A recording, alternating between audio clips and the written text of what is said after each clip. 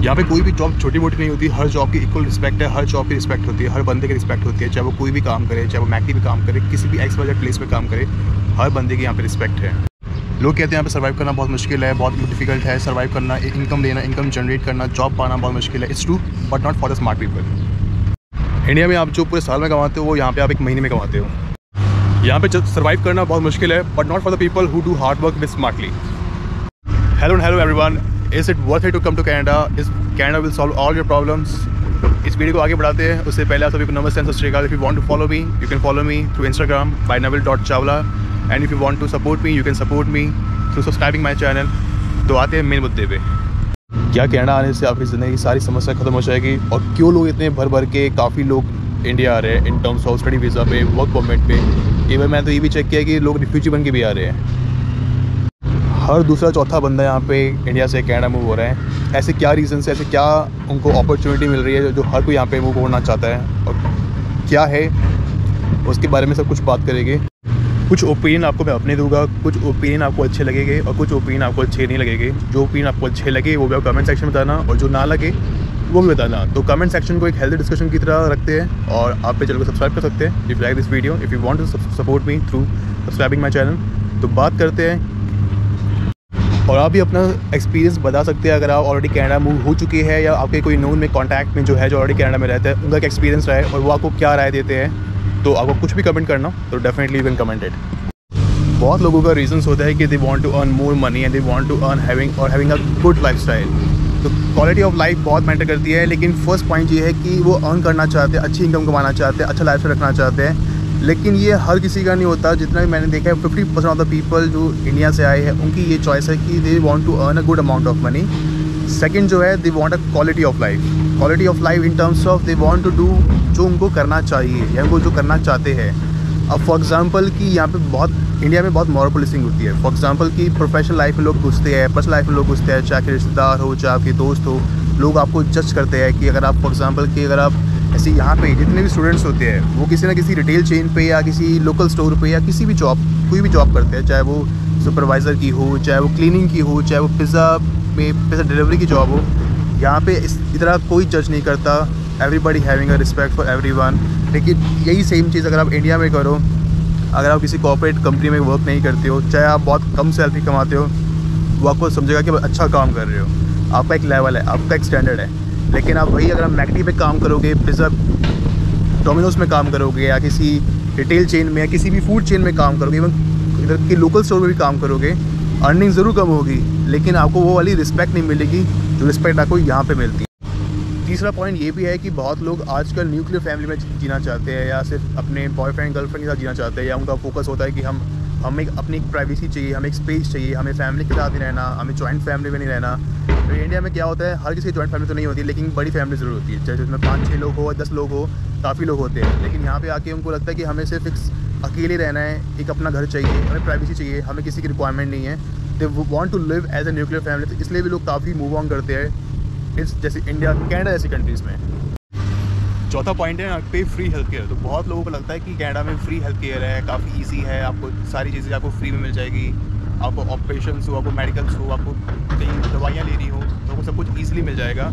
ऐसा बिल्कुल भी नहीं है। अगर मैं आपको कंपैरिजन करूँ इंडिया और कनाडा में, फॉर एग्जांपल कि अगर मैं बात करता हूँ दिल्ली जैसे शहर की, या मैं बात करता हूँ मॉन्ट्रियल वैंकूवर जैसे शहर की, अगर मैं दिल्ली की बात करूँ तो दिल्ली, इंडिया की जो फैसिलिटीज़ है, इंडिया की जो मेडिकल फैसिलिटीज़ है वो अनबीटेबल है, अनबिलीवेबल है। आपको यहाँ पे कनाडा में आपको 6 महीने 8 महीने रुकना पड़ेगा ऑपरेशन करवाने के लिए। यहाँ पे बहुत लंबी लाइन होती है, मेडिकल सर्विस बहुत स्लो है, इतने डॉक्टर्स नहीं है, इतने नर्स नहीं है जितने आपको रिक्वायरमेंट है। इवन आपको कुछ चोट भी लग जाए तो आपको वहाँ पे डॉक्टर्स की प्रिस्क्रिप्शन लेनी पड़ती है, यहाँ पे काफ़ी कुछ चीज़ लेनी पड़ती है। लेकिन इंडिया में ऐसा कोई कंसेप्ट नहीं है। आप केमिस्ट की शॉप पे जाओ, दवाइयाँ ले लो, अगर कोई आसपास कोई डॉक्टर बैठा हुआ है, उसका कोई क्लिनिक है तो वहाँ पे जा सकते हो और वहाँ से उनकी दवाइयाँ ले सकते हो, उनसे बात कर सकते हो। आपके पास गवर्नमेंट हॉस्पिटल्स होते हैं इंडिया के अंदर। अगर मैं आपको दिल्ली की बात करूँ तो वहाँ पे फ्री चेकअप है, फ्री हेल्थ केयर है, आपको MRI कराना है, CT स्कैन कराना है, आपको किसी भी चीज़ के रिगार्डिंग आपको कुछ छोटा मोटा ऑपरेशन भी करवाना है तो वो ज़्यादा से ज़्यादा आधा घंटा 1 घंटा ही लेगा, इससे ज़्यादा नहीं। आपको मेडिसिन आपको फ्री मिल जाती है, वो कंसेप्ट वो चीज़ें यहाँ पे ऐसा नहीं है। अगर आपको लगता हो कि बहुत फ्री हेल्थ केयर है, पता नहीं आपने कहाँ सुन लिया, ऐसा कोई बहुत लोगों को मैंने देखा, इवन वीडियो में भी कहते हैं कि वहाँ पे आपको ये मिल जाएगा, कनाडा में आपको वो मिल जाएगा, ऐसा बिल्कुल नहीं है। इंडिया की जो हेल्थ सर्विस है फैसिलिटीज़ है वो अनबीटेबल है। और बहुत यूरोपियन कंट्रीज़, बहुत डेवलप्ड कंट्रीज़ इंडिया आती है फॉर द मेडिकल ट्रीटमेंट के लिए बिकॉज ऑफ चीप प्राइस और द बेटर सर्विस। और अगर कुछ जानना है कि कनाडा में मेडिकल की असलियत क्या है, क्या यहाँ पे सर्विस है, यहाँ पे कितना आपको वेटिंग करना पड़ता है, एक साल 1.5 साल आपको वेटिंग करनी पड़ती है ऑपरेशंस के लिए, ट्रीटमेंट्स के लिए, तो आपको बहुत सारे यूट्यूब पे वीडियोस मिल जाएगी, आर्टिकल्स मिल जाएगी, न्यूज़ में काफ़ी कुछ चीज़ें मिल जाएगी। अगर कोई लोग है यहाँ पे जो कनाडा में आपका कोई रहता है, उन्हीं से पूछ लीजिए, वो आपको ज़्यादा अच्छे से इन्फॉर्मेशन दे पाएंगे कि अगर आप उन पर ट्रस्ट करते हैं तो आपको समझ आएगा कि यहाँ पे क्या वैल्यू है और कितना आपको यहाँ पे टाइम देना पड़ेगा आपको छोटी छोटी चीज़ें करवाने के लिए भी। अगर आई ऑपरेशन भी करवाना हो या आपको कुछ आई टेस्ट भी करवाना हो तो उसमें भी बहुत टाइम लगता है और बहुत खर्चा है इंडिया के मुकाबले। और मान लीजिएगा अगर मुझे अभी चोट लग जाती है, मुझे अभी पेट में दर्द होता है, अगर मैं अभी हॉस्पिटल जाता हूँ तो क्या मुझे कुछ आइडिया नहीं है कि मुझे कितना टाइम बिठाएगी, 1 घंटा 2 घंटा 3 घंटा।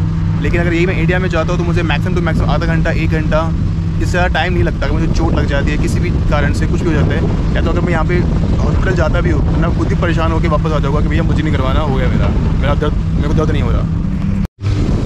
एक नेक्स्ट पॉइंट है कि ईजी मनी, फास्ट मनी और quick money you can say. हमें लगता है कि हम आते ही पैसा बनाना शुरू हो जाएंगे, हम जैसे ही पहुँचेंगे कनाडा में लैंड करेंगे और सीधा ही हमारे हाथों में नोटों गड्डी होगी, हमारे हाथ में जॉब होगी। इतना ईजी नहीं होता, इंस्टेंट नहीं होता, टाइम लगता है, 2-3 महीने लगते हैं, उससे ज़्यादा भी लग सकते हैं। हर बंदे का अपना अपना हिसाब होता है, वो कितनी जल्दी उसको नौकरी मिलती है, क्या नौकरी मिलती है, क्या उसकी अर्निंग होती है पर आवर, काफ़ी मैटर करता है। और अगर आप स्टडी वीज़ा पे हो, एज एन स्टूडेंट हो, तो आपके ऑटोमेटिकली खुद एक्सपेंसेस होते हैं काफ़ी। आपको अपना रेंट भी पे करना है, आपको अगर आप ट्रैवलिंग कर रहे हो तो आपको उसका भी पास बनाना है बस का। अगर आप कुछ अपना पर्सनल व्हीकल भी लेते हो तो उसके बाद कोई इंश्योरेंस लोन जाता है आपके, काफ़ी कुछ चीज़ें जाती है। अगर आप बाइसाइकिल भी चलाते हो तो आपको वो भी खरीदना पड़ता है। तो अगर आप डॉलर में कमा रहे हो तो डॉलर में आपके खर्चे भी हो रहे हैं। इतना ईजी नहीं है, लेकिन हाँ अगर आप भी सोचो कि मैं गाड़ी खरीद लूँ, मर्सिडीज, ऑडी, BMW, मस्टैंग या डिलॉन, कोई भी गाड़ी खरीद लूँ अच्छी खासी, लेविश गाड़ी मतलब लेविश लाइफ जीऊँ, एक्सपेंसिव गाड़ी खरीदूँ, तो आपको उसके लिए मेहनत भी करनी पड़ेगी। और उस मेहनत करनी पड़ेगी आपको कई बार डबल जॉब, ट्रिपल जॉब भी करनी पड़ेगी, तब भी ज़्यादा आप ईजी और अच्छी लाइफस्टाइल जियोगे। मतलब ये मान लो कि आप 24 घंटे में से 16 घंटे तो एटलीस्ट आप जॉब में लगाओ, और बाकी का जो टाइम है या तो आप गाड़ी चला लो या तो अपनी नींद पूरी कर लो। कई लोग कहते हैं कि हम मिनिमम वेज पे सर्वाइव कर पाएंगे या नहीं कर पाएंगे कनाडा में। तो मैं आपको कंपैरिजन करूँगा अगर इंडिया और कनाडा में। देखो अगर इंडिया की बात करो तो इंडिया में जो मिनिमम वेज है वो 18-20 हज़ार रुपये है, या तो कहीं जॉब तो ऐसी भी होती है यहाँ पे सिर्फ आपको 12 या 15 हज़ार ही मिलते हैं। तो वो थोड़ा डिफिकल्ट है क्योंकि इंडिया में सर्वाइव करना। लेकिन अगर आप इंडिया में अपने घर में रह रहे हो, अपनी फैमिली के साथ रह रहे हो, तो आपको इतना खर्चा नहीं करना पड़ता, लेकिन आपकी इनकम ऑटोमेटिकली वैसे कम है। यही अगर मैं बात करूँ आपको कनाडा की, तो कनाडा में आपको $15 मिनिमम वेज मिलता है पर आवर। अगर आप 8 घंटे भी करते तो 15 × 8 जो भी बना, तो अगर आप एक हफ्ते में 5 दिन भी वर्क करते हैं तो आपका जितना भी अमाउंट बनता है आपको स्क्रीन पे शो हो रहा होगा। तो आप यहाँ पे इजीली सर्वाइव कर सकते हैं, अपनी एक डिसेंट लाइफ आप जी सकते हैं। ज़्यादा एक्सपेंसेस, बहुत लेविश लाइफ नहीं होगी, बहुत महंगी लाइफ नहीं होगी, बहुत ज़्यादा खर्चे नहीं होंगे, आपके लिमिटेड खर्चे होंगे, आप अपनी लिमिटेड ख्वाहिशें पूरी कर पाओगे, आप इजीली सर्वाइव कर पाओगे। तो इस पॉइंट में कनाडा अब ऊपर है मिनिमम वेज सर्वाइवल में। One of the major reason जो यहाँ पे इंडिया से लोग या बाकी कंट्री से लोग जो कनाडा मूव होते हैं वो होता है पॉपुलेशन। अब कनाडा की पॉपुलेशन है 40 मिलियंस, तो मतलब आप ये मान लो कि 4-4.25 करोड़। और अगर मैं दिल्ली की पॉपुलेशन बताऊँ तो दिल्ली की पॉपुलेशन अराउंड 3.25-3.5 करोड़ है। जो वहाँ की जिनका वोटर ID कार्ड बना हुआ है उनको मिला के भी, और जो वहाँ से अलग से जो इमिग्रेंट्स जो बार डिफरेंट स्टेट से आते हैं, UP, Bihar, Rajasthan, different state से, साउथ स्टेट से, उनको मिला के 3.5 करोड़ आराम से है। और इंडिया की जो पॉपुलेशन है वो है अराउंड 140 करोड़, गलत बोल दिया मैंने, 140 करोड़। तो बहुत डिफरेंस है। इंडिया का जो अनएम्प्लॉयमेंट रेट है वो 10 से 12% है, और जो कनाडा का अनएम्प्लॉयमेंट रेट है वो 5 से 7% है। और 10 से 12% 140 करोड़ का काफ़ी बड़ा नंबर होता है। इवन मैं ये कहूँगा कि पूरा एक कनाडा ही अनएम्प्लॉयड है। तो काफ़ी डिफरेंस है। और लोग कहते हैं कि हम कनाडा तो मूव हो जाएंगे, लेकिन हमें इतनी ईजिली जॉब नहीं मिलती, हमें वे नहीं मिल रहा, हमें अपॉर्चुनिटी नहीं मिलती, खर्चे हमारे बहुत हो रहे हैं। तो सबसे मेन और सबसे इंपॉर्टेंट पॉइंट है कि आप उससे पहले स्टडी करो कि आपको कहाँ मूव होना है। आप उस प्रोविंस में मूव होकर जहाँ पे ऑलरेडी ज़्यादा पॉपुलेशन है, ज़्यादा लोग हैं। तो मैंने एक वीडियो में लास्ट टाइम भी कहा था, डिमांड सप्लाई पे चलता है। अगर जॉब्स लिमिटेड है और पॉपुलेशन बढ़ती जा रही है तो जितने भी लोग आ रहे हैं तो सबको जॉब नहीं मिलेगी। थोड़ी बहुत जॉब बढ़ सकती है लेकिन ज़्यादा नहीं। तो आप उन प्रोविंस में मूव हुई है जहाँ पे आपको जॉब अपॉर्चुनिटी ज़्यादा मिले। आपको अपना PR का भी देखना होता है, क्योंकि आपसे स्टडी वीज़ा पे तो आते नहीं हो। आपका फोकस, आपके गोल आगे वो भी होते हैं कि हमें PR जाना है, हमें सिटीजनशिप भी लेनी है, हमें एक लेविश लाइफ जीनी है, हमें सारी अपॉर्चुनिटी, हमें हमारा अच्छा खासा लाइफस्टाइल हो, हम अपनी फैमिली को बुला सके। तो उस प्रोविंस को भी चेक करिए कि आपको कहाँ कहाँ जाना चाहिए, कौन सा प्रोविंस आपके लिए बेटर होगा, कहाँ पे आपको अपॉर्चुनिटी भी मिलेगी, आपको जॉब से मिलेगी, आपका लाइफ सेट भी होगा, आप इजीली आप जी भी पाओगे। तो ये सारी चीज़ें काफ़ी सारी चीज़ें होती है। अगर आप फॉर एग्जांपल आप ओंटारियो प्रोविंस में ही आ जाओगे, क्योंकि ओंटारियो प्रोविंस में ही मैक्सिमम आबादी है कनाडा की, और उसके बाद ब्रिटिश कोलंबिया फिर। लेकिन अब इस तरह के प्रोविंस में जाइए जहाँ पे पॉपुलेशन कम है और जहाँ पे आपको ज़्यादा बेनिफिट मिल पाएंगे, क्योंकि जहाँ पे जाके पॉपुलेशन भी कम है और लोग वहाँ के प्रोविंस की जो गवर्नमेंट या उस प्रोविंस की जो गवर्नमेंट होती है वो आपको बुलाते भी है कि आप यहाँ पे आइए, यहाँ की इकनॉमी बढ़ाइए। लाइक अल्बर्टा हो गया, सस्कैचुअन हो गया या अटलांटिक प्रोविंस हो गया, तो वहाँ पे अपॉर्चुनिटी, वहाँ पे चीज़ें ज़्यादा है एज़ कम्पेयर टू वहाँ पे लाइक ओंटारियो प्रोविंस में जहाँ पे ऑलरेडी बहुत सारे इमिग्रेंट्स हैं, जहाँ पे ऑलरेडी इतनी आबादी है। सो मैं वीडियो करता हूँ ख़त्म यहीं पे, and I hope you like this video. If you like this video give a thumbs up and you can share with your friends. If you want to support me, you can support me through this subscribing my channel. If you want to follow me on Instagram, you have an Instagram ID. My Instagram ID is on the screen, nabil.chawla. If you have any question, you can comment me on the comment section. एक healthy discussion करते हैं। जो already experience है, जो already Canada में है, वो भी अपना कमेंट पे अपना एक्सपीरियंस शेयर कर सकते हैं। जो आ रहे हैं वो भी अपना क्वेश्चंस हो गए तो वो भी क्वेश्चन पूछ सकते हैं, जो उनके क्वेश्चंस हो गए। जो ऑलरेडी यहाँ के सिटीजन है या उनको PR मिला हुआ है तो वो भी अपने कमेंट सेक्शन पे उनको हेल्प आउट कर सकते हैं। तो फिर मिलते हैं नेक्स्ट वीडियो में, तब तक के लिए गुड बाय एंड सबको नमस्ते।